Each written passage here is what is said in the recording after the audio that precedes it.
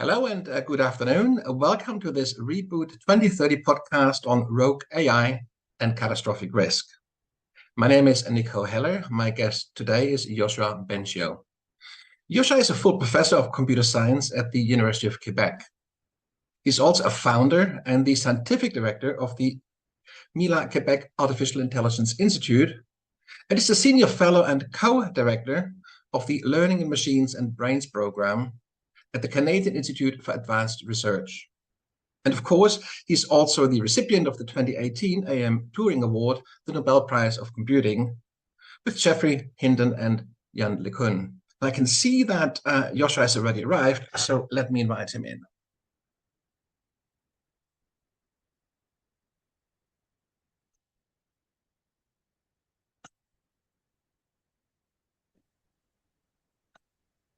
Yoshua, good morning. Thank you very much for joining me for this Reboot 2030 podcast on rogue AI and catastrophic risk. I have already given a brief introduction, your background and achievements, and we can of course add to that during our conversation. But let's dig straight in here.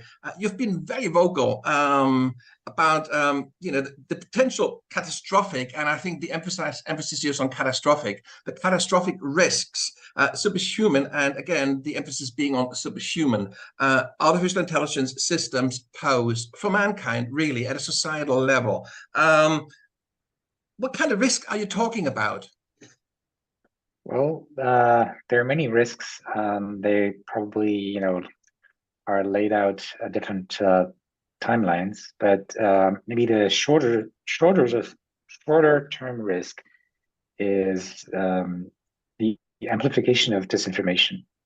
So we already have deep learning being used in synthesizing images, sounds, and more short videos that are used in order to try, to change people's minds. But now we're going to see more progress on these synthetic ability, plus a new medium, which is dialogue, that can be added to all this, where if anybody's played with ChatGPT knows that these systems are pretty good at interacting with us in fluid ways that sound very convincing.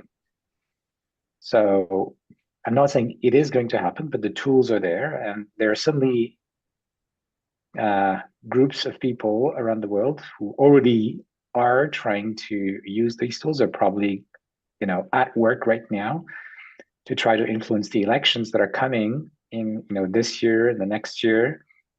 So that's one kind of risk, to destabilize democracies through influence. There's another kind of democratic issue, which may be slightly longer term, but I think we have to be worried about, which has to do with concentration of power. So as you know, right now, it's just a few companies doing it, and it might actually get worse in the sense that the costs of training the frontier, the top models, is going up exponentially fast in the last few years. And so the number of organizations that can actually train the best systems is, the bar is going to be higher. So I don't know, how that's going to go, because there's also another force, which is a lot of capital is being invested in this, which is going to accelerate the advances because more R&D is happening. But in any case, there's a risk as these AI systems become more powerful, that the people who control them will wield a lot of power, maybe more than we have ever known, as we approach AGI, like a level where these systems surpass humans on many fronts. And that is by definition in contradiction with the very notion of democracy, which is all about ways of sharing power. It's interesting. It's interesting. I mean, in Germany, where I'm based, there is a sort of a strong belief, and I believe that is also very strongly held in the US and Canada, that scientific research, should be free. So that that we should be able to and this goal is a kind of a Kantian kind of notion. It goes back a long way. It's an Enlightenment notion, this idea of freedom of research, and we have staked a lot on this, and people have quite entrenched position on this. And of course, you could argue that for as long as science was sort of, at a level where it couldn't fundamentally destroy or fundamentally change the makeup of the universe, that was okay, for as long as we didn't play God. But really, sort of from the early 20th century on, science progressed in a way that in many fields, this became an issue. And one of probably the first ones where we saw this was in the whole nuclear field, where we all of a sudden had this ability to destroy the world many times over. And this has now been replicated across many science domains and has finally arrived in the area of information science. Yes. And computing. But in what way is that new risk, the AI risk, different, say, from these other kind of severe society level risks? Okay, so I talked about disinformation. The next threat is national security attacks. So cyber attacks, bioweapons, chemical weapons, and other things we don't think about right now. There are some studies showing that these systems, because they've read all of the scientific literature, even though they don't understand them as well as a scientist expert, they understand them enough to help somebody who's not an expert to figure out how to do dangerous things. Now, currently, the level of how much they help isn't a lot higher than if somebody took a lot of time and read from the internet and try to find scientific literature. But it could make it easier. And more importantly, I think we should think of next year's system, 2 years from now, 3 years from now. They could help terrorist groups, criminals. So right now, for example, already, if you go to the dark web, which I don't, but some of my students apparently do, you can buy or rent some of these AI systems that have been modified to take off all the safety protections so that they could be used to, write cyber attack codes or fraud and things like that. So there's already a market for using these systems for really nefarious reasons. And it's just going to get worse as these systems become more powerful. So that's national security, yeah. Isn't it? I mean, you started off by sort of saying that the kind of, in a nutshell, if you were to sort of kind of try to kind of describe what that risk is, it's amplification. And wouldn't it be fair to say that these other society level risks, like sort of a nuclear fallout or kind of a biological war or whatever, that the AI actually in a way amplifies those risks? So it's, it's kind of, in a way, it's a risk in itself, but it's also an amplification of existing risk. Yeah, and I think the case of bioweapons is a good example of that. So there's already a lot of scrutiny in biology. You can't publish anything you want. If it could be used in dangerous ways, then review boards, will discuss the question. And globally, we've created these BSL labs, BSL 1, 2, 3, 4, at different levels of potential danger to humanity. And not everyone is allowed in, these labs. You have to be trustworthy and know what you're doing and follow the right protocols. And in a way, what I and others are saying is that we need similar scrutiny and control of access to the very powerful AI systems that can be misused in very dangerous ways, or that we could lose control of. So this is the last risk, which maybe makes it different from things like nuclear or pandemics, human-created pandemics, in that we're talking about creating entities that would be smarter than us and could even improve themselves by studying AI. So actually, serious researchers in the field think that we could make progress to advance AI itself using AI Yeah, so the bootstrapping, because we are at the point where these systems are pretty good programmers, so they understand algorithms. So we're not very far off from the point where they could design better algorithms, for example, more efficient algorithms that can make a difference, computationally efficient algorithms. Joshua, here I am again. Hey, all right. It really hasn't happened in a very, very long time. My internet literally just cocked out. I mean, not the what do you call it? Not the root up in my office, but the internet. Joshua, so we've been talking about this kind of new risk, this kind of catastrophic risk that AI, especially superhuman AI, poses. And you're introducing this idea of rogue AI, the idea of, and you're making it seem between two types of rogue AI, if I understand you correctly. There's the kind of the rogue AI, which is for, essentially kind of orchestrated by, developed by a malicious, kind of a bad actor, somebody who wants to do harm. Could be a terrorist, could be a power-hungry dictator, could be anybody who wants to harm society. And there's another kind of form of rogue AI, which has to do with us losing control of the AI, to do with sort of a misalignment, the AI essentially making a claim for a life of its own. That's right. Yeah. So maybe we sort of pick up from here, and why these particular sort of like forms of superhuman intelligence would be dangerous. Okay. So the first kind is easy to understand. People will want to use any powerful tool for their advantage, and if they have malicious goals, and the tool is very dangerous, then we're in trouble. So that's the kind of a classical national security risk. Then there's the kind of new kind of national security risk where we have new entities that may have their own goals. So let's see how that could happen. There are two basic routes. One is intentional creation of a runaway AI, and the other is unintentional. So the intentional is easier to understand. There already are researchers out there that are saying that they would like to see humanity replaced by superhuman AIs. For them, the supreme value is intelligence. And so if these systems are going to be smarter than us, they should take over. And we should welcome them. There's an interesting point. I mean, when I was reading your article earlier on a catastrophic risk once more, I kind of was thinking that because you're linking it very directly to democracy and the defense of democracy and the defense of human rights.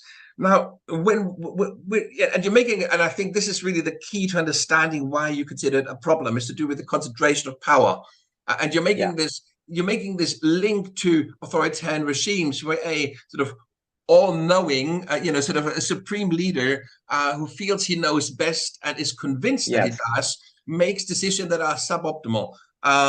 Because there is so that's the unintentional possibility. In other words, right now we don't know how to design the AI so that we will not lose control of it, that it not will become an entity with its own self-preservation goals. And it's going to take a lot of efforts and protocol and care in order to avoid doing that, and of course research to figure out these things.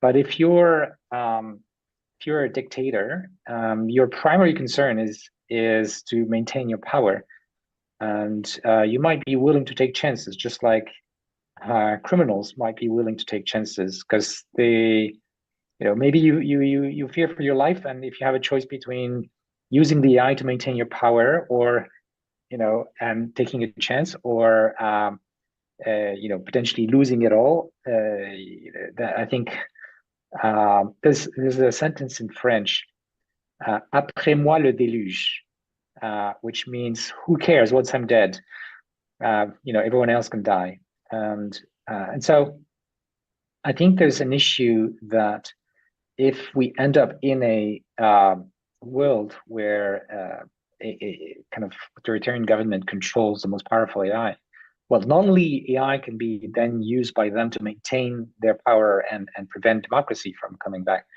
but also they might make a mistake because they're focused on their own power and their own security, and we could end up with an entity that's going to destroy us all.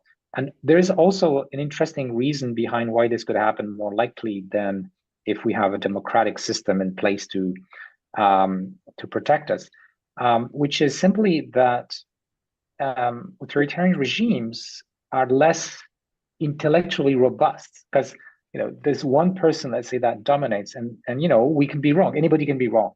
In democracy, we're trying to aggregate the opinions of a lot of people. That's the whole point of democracy.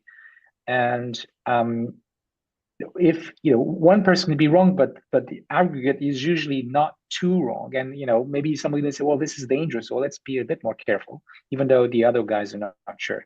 So in general, democratic decisions are going to be safer, and that's exactly the issue here, that we might not be sufficiently careful if we consider just the whims of one person, than if we consider a democratic process that's going to take these decisions that could have impact on the whole of society and the future of humanity.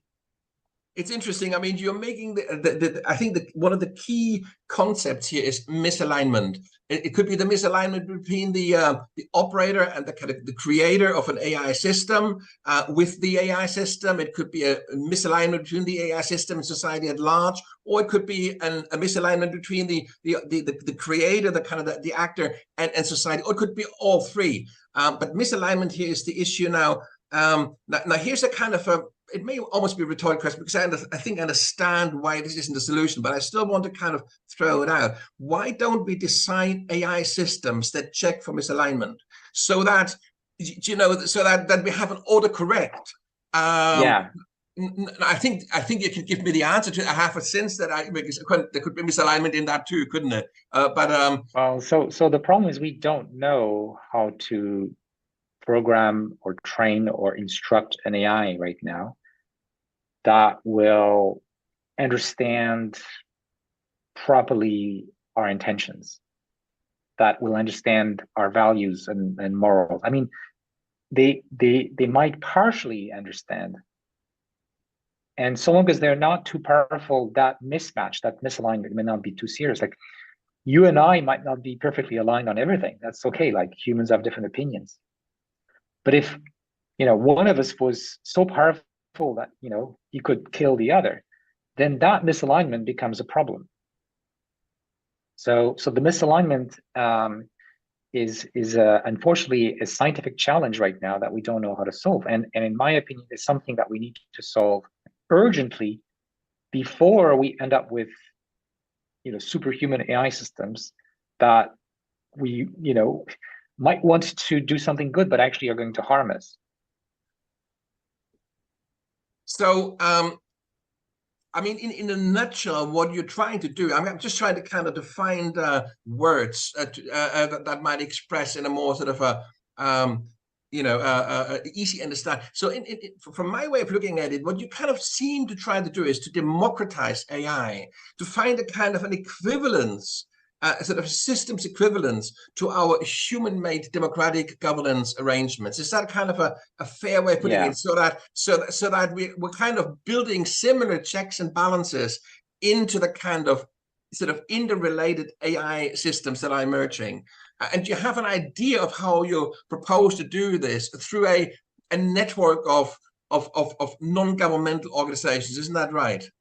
Yeah, so there are two aspects here. There's a technical aspect. Within the AI, we can use principles that we see at play in democracy, so that the AI itself is sort of a committee, and it can hear multiple opinions inside itself. And then, if one of the opinions say this is dangerous, then maybe, it's going to be prudent and play it safe. There's also democratic principles at play regarding the governance of the AI. We want a kind of democratic governance, because the AI is going to have a lot of power, or AIs, there will be many. We want to make sure that that power is kept in check, meaning that it's used in ways that are aligned with our democratic will. And for that, we need a democratic process, which you don't get by default in corporations, and just profit maximization. So the first step, of course, is to have a regulator that says, okay, you can do this, you can't do that. But that's not sufficient. We also eventually, I think, want democratic societies to have a much stronger control over how the AI is used, what purposes. Are we making sure it's not going to harm some groups of people, and we're not going to lose control because we're not safe. I mean, we're not careful enough and all that. And we want those decisions to be taken with the wisdom of the crowd rather than the whims of a CEO. So and it's interesting because, of course, in terms of harm or severe harm for society, there are certain behaviors which we as societies in the West encourage, like profit seeking, for example. It's the very basis of our capitalist structure is that we want to become better off. We want to, we want to accumulate wealth, and with that, we think we accumulate security and well-being and all the rest. So, but we want to accumulate wealth, and that's a legitimate pursuit in our. But what if that pursuit of accumulation leads to a concentration never seen before, at which point it flicks, doesn't it? It's actually no longer a benefit to society. Exactly. It's actually no longer a benefit to that individual either. It becomes a self-harming pursuit, potentially. Yeah. Because of course, if it leads to a kind of a meltdown, then of course that would also be harmed. So how do you kind of design a system where you kind of have, where you sort of say up to a point, it's great, in fact, we encourage it, but from a certain point on, it's no longer good. There's certain things we think always is bad, like killing others or whatever. We don't have to think twice about that. But when it comes to the pursuit of wealth, or when it comes to, say, for instance, collecting data about somebody's health, like, say, in medicine, again, there's a point at which this is really beneficial to a point, but at some point, it may become quite detrimental to society if health information was to concentrate it in very, very few hands, and so on and so forth. So this principle of accumulation and of concentration applies to many, many areas. And how do you regulate something where you sort of say, up to a point, this is what we want. There's a sort of a kind of an efficiency curve, but then there's diminishing returns from a certain point on. Yeah. How do you regulate that in your mind? Well, I'm not an economist or a political scientist, but we have already examples of society trying to prevent these kinds of concentrations of economic power with antitrust laws. So it's in the same spirit. So you could say, well, let's just apply the same laws. The problem is we can't wait until that power accumulation has become so strong that, for example, it turns into political power or military power. Because keep in mind that what we're talking about is AI systems that could invent new technologies that could be used to harm. I mean, designing new biological weapons or new cyber attacks is designing new technologies. And it's just going to get more and more powerful what you could do with these systems.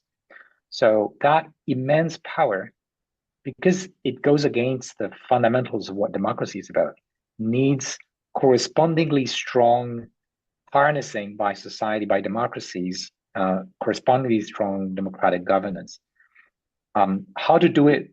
I think we need to innovate. So one of the interesting questions, if you want to look on the positive side, is maybe AI of the future, that's going to be much more powerful than even today's, is going to force democratic societies to innovate in the kind of democratic institutions that we need to survive the potential destabilization of society that may come with AI. So if superhuman AI more than any other form of AI amplifies existing biases, existing trends, existing structures, it will also amplify existing power structures. And this is, of course, exactly what you're worried about. But if I am, as far as if I'm on the way up, I'm a kind of a really kind of like a happening entrepreneur, or I'm a happening politician, whatever it is, whatever the track I am on, and I'm on my way up. Why, how could it be in my interest to sort of say, oh, I'd rather not use AI or I'd rather kind of regulate so that I have less power? I mean, this is a very difficult, it's like turkeys voting for Christmas, isn't it? It's a very, very difficult thing in a democracy to actually to achieve? Do you have any? What's your thought on that? I mean, how do you move from a kind of an aspiration to something that becomes a political possibility? Well, we've got to try. I'm not saying it's going to be easy. We have to be careful about the lobby of companies that have their own interests at heart, rather than society's sort of stability and well-being. I think educating the public, increasing the awareness about the dangers, is an important step, because politicians are trying to respond to many demands, and they're not experts. So whoever shouts louder in their ear might have more attention. And ordinary citizens don't get a lot of attention from our top politicians, but the media and other ways to have a democratic debate, I think, can really help to put pressure on our political system so that they listen more to the general needs of the population, rather than what rich people or companies might be pushing for. I mean, we have seen in the US, and this is, we have seen how technology, information technology, particularly the internet, has been used over the last, course of the last 20 years very effectively. I think Obama probably was the first one who managed to pull in huge, a lot of money through small donations, which was a sort of a really democratizing of fundraising in a way, because a lot of people contributed like 10, 20, 30, $50, but in the aggregate, that really made a huge difference. And, somebody attribute his success and is in part to that. When you look at the way Donald Trump kind of campaigned, like during his election, and the help he received from all kinds of players, through misinformation, fake news, this and the other, again, very, very effectively. Now, fast forwarding to the next election, if people were to offer both sides like AI-driven or supported, campaigning tools, do you really think that the Democrats or the Republicans would say, "Oh, no, that's just not ethical. We're not going to go down that road," or do you think we're just going to carry on doing that, just at a much higher and a sort of a turbo, a supercharged kind of level? So, I think the concern here is different politicians will have a different level of ethics. And the least ethical ones will be willing to take more advantage of tools that are in a way immoral. And it's the same problem with corporations that may choose to cut corners so that they can dominate their market. And that's true in AI as well. And for both of these cases, the solution is obvious. We need to level the playing field by setting up rules that don't favor the least ethical behavior. That's why we need regulation. Well, that's right. But there's another point which I think you make quite strongly, and that is the kind of, if you like, the business case for opening up AI systems, so that it's part of sort of the leveling of the playing field, isn't it? If both Republicans and Democrats, for the sake of that argument, have access to the same technology, then they're kind of like fighting it out at the same level. It's one side kind of gains a technology advantage, and happens to be kind of, morally kind of somewhat, then you get that problem, no? So it's like saying, let's allow everyone to bear very powerful weapons. That's basically the libertarian view. And at the end of the day, with the libertarian view, what you get is the law of the jungle. You get the most mean and dangerous people to dominate. That's exactly the opposite of what we want in a democracy. No, I totally get that. I'm just talking. So that's why you don't want to open source the very dangerous and powerful AI systems. Yes, I get that, but I think this is sort of a short term. The next presidential elections in the US are coming up, and it's questionable whether solid regulation will be in place to to safeguard the use of AI by that stage. So the question is what would happen? What would be the most meaningful kind of like measure in the very short term versus, and this is what I would like to go on to now, the kind of the long-term perspective, which I think is something you're much more concerned about, really. And this idea of a network of institutes or non-governmental organizations is a long-term solution, isn't it? Sorry, Nico, I'm late for my next interview. So I'll have to go now. Sorry. No worries. Well, I'm really sorry that we had this interruption, and that I thought we had till 11, but obviously that was a misunderstanding on my part. Anyway, Joshua, thank you very, very much for kind of joining me. I wish you the best of luck with your initiative with this new institute. I hope it will happen. Yeah, best of luck, and thank you very much for coming on to Reboot. Bye-bye. Bye.